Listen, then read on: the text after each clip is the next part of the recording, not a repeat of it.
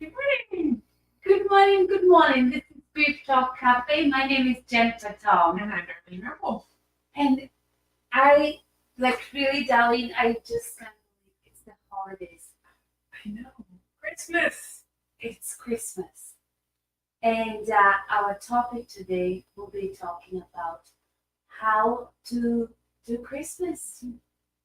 Some We all know that Christmas is a time where we all gather, we celebrate, we eat good food, and we do other things.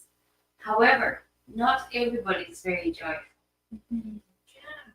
And it kind of goes in, people in ways it can just hit you. And I remember last Christmas, it was weird because I was not at all in the Christmas spirit. I didn't set my Christmas tree up till the day before Christmas. Why is that, Daddy? Because my mom passed away, and it was actually probably 2 years after, right? It wasn't that first Christmas; it was the second Christmas when it hit me that right my mom was no longer there, and Christmas was her favorite time, and so I think sometimes we just hit that feeling that wall, and I did not feel like doing anything Christmas. Thank you for sharing that. Thank you. And that is where today one of the tips on coping with Christmas when you don't feel like it because of so many things. Maybe this year was not the best. You feel there was loss. And remember when we talk about loss, we're just not talking loss of a battle. It could have been loss of friendship, loss of trust. And the list is long because we all know we'll experience hopefully losses in our lives. So if this is the year that you have experienced loss of any kind and you're grieving, because we know grief is a natural and normal response to loss.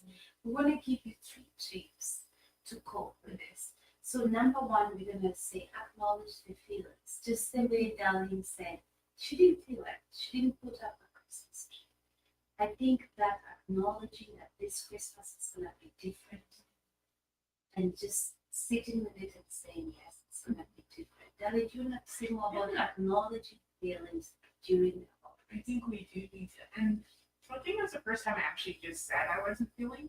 I learned in our grief journey to start saying like it's not that wasn't mad at anybody. I was not feeling like Christmassy.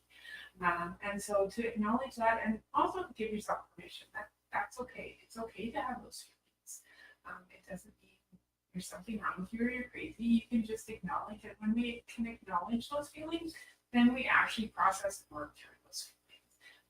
And then this Christmas was different, right? And so it's totally again, it's so important when we acknowledge our feelings because then we can. thank you, Darlene. So acknowledging feelings is one of the big ways. Number two is create new traditions. I love that so much. When my dad died, I created my own personal new tradition where I light a candle every Christmas for my dad. I have a personalized candle, and if you want to know more about it, check on our website. We actually have a template on how to create your own personalized candle. So I light this candle for Christmas for my dad, and this it just reminds me of the light he brought into my life and also the light he was in the world. And even during Christmas, when I don't feel like it, that candle does bring some light in the darkness. So those 3 things is my new tradition to remember my dad. A personalized candle that I light in remembrance of the light he brought into my life, light he brought into the world, and also because it's dark and I feel blue. You know, they call it blue Christmas. Blue, that light brings light into my. So, what new tradition? What can you create during Christmas? That's a new tradition for you. And Darlene also has a very powerful story about their tradition. Darlene, do you want to share? Yeah. So when my father-in-law passed away, he was a fun person, and we loved going to his house. And he was in his 80s. It wasn't a sudden death, so we just celebrated his life, and he loved celebrating and being and hosting us. And we went to his house, and he always wanted us to try different and one of them was a drink, and he made this drink, but it was like apricot renegade ginger ale. If you haven't tried it, you should try it. It's just like a really smooth drink. And so when we go to his place, he'd often offer us this drink. So it was one of our favorites. And so after he passed away, I remember my daughter-in-law saying, you know what? We should have a Grandpa George. And so that drink became our Grandpa George drink. And so now at Christmas, or even when we have, celebration holidays and we want to remember, we call it a Grandpa George. And so we'll have a Grandpa George in memory of him. I love that. And I have stopped actually at Darlene's house and said, can we have Grandpa Joel's drink? So it's a way to honor a loved one. It's a way to remember, and it's a way also to share memories about Grandpa George. I never had a chance to meet Grandpa George, but I'm telling you, that drink tastes really good. And as we cheers, we do remember and share memories and about we Grandpa. share. And again, in our family, whenever we do, that's the reminder we share stories. I love that so much. So what tradition do you have? We'd love to hear how you're coping. And remember, we're not spoiling the Christmas. We realize it's a good time. However, some of us, it's not very joyful. And that's where we come in because we're Grief Talk Cafe and we love you and we want to connect with you during this time. The third one is looking for support. And when we say looking for support, it could be from family, friends, or your community. For example, if you're from our area, today at 6:30 at Trinity Lutheran Church, they have Blue Christmas. Darlene and I have had the chance to attend the Blue Christmas the last few years. And I feel it's so powerful and the message is so beautiful and there's some connection there of support because everybody is there with the same theme where we are remembering our loved one. We're hearing a lot of encouragement. So I would encourage you, if you're in your area, find if you have a Blue Christmas service. If not a service, a support group, maybe you could join our community too on Facebook. We'll be showing up during Christmas for those who want to connect with us when they're having a Christmas. Darlene, do you have any comments about the Blue Christmas? I know we attended last year and it was so great. Pastor Nikki does a good job. And it was just such a beautiful, it was quiet, they had beautiful songs and verses, and they just let people just experience those emotions.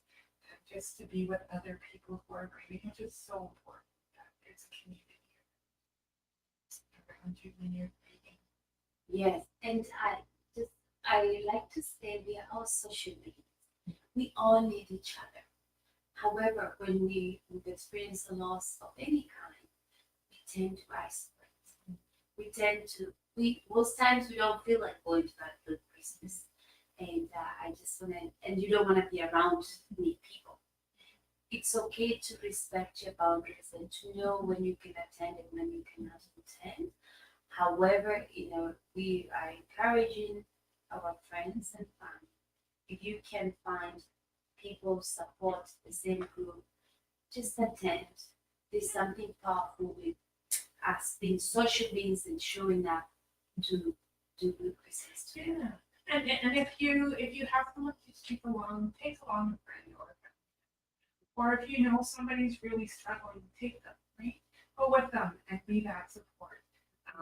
It's just nicer. I know at the other Blue Christmas, it was nice to see groups of people coming, their families or friends together, and just support each other. That's amazing. And lastly, the last thing I'm gonna share a personal story, and I've shared it. If you've heard this, I'm gonna share again. Our family had a tragic accident on Christmas Day, and usually Christmas was a joyful time. Christmas was a place where we gather, laugh, like cousins and relatives.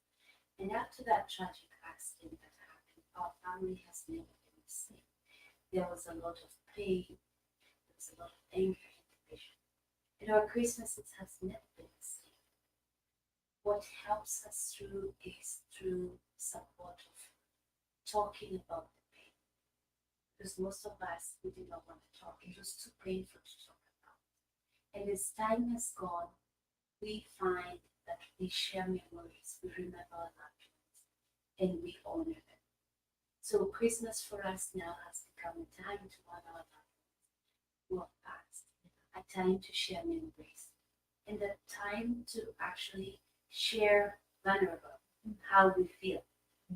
So that's my personal story. Just helped me through this Christmas. So I encourage you, if you have a friend, family, we can gather, just acknowledge those feelings, create new traditions, and what was the other one?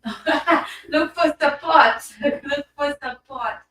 And lastly, I'm gonna say lastly, another thing that has helped us through since I've moved across the ocean and now I live in Canada, we have a tradition, and this was actually my husband's side of the family. His grandparents would invite neighbors, friends who don't have family for Christmas breakfast. And we attended a few Christmas breakfasts where grandma would make coffee cake, there's eggs and all that.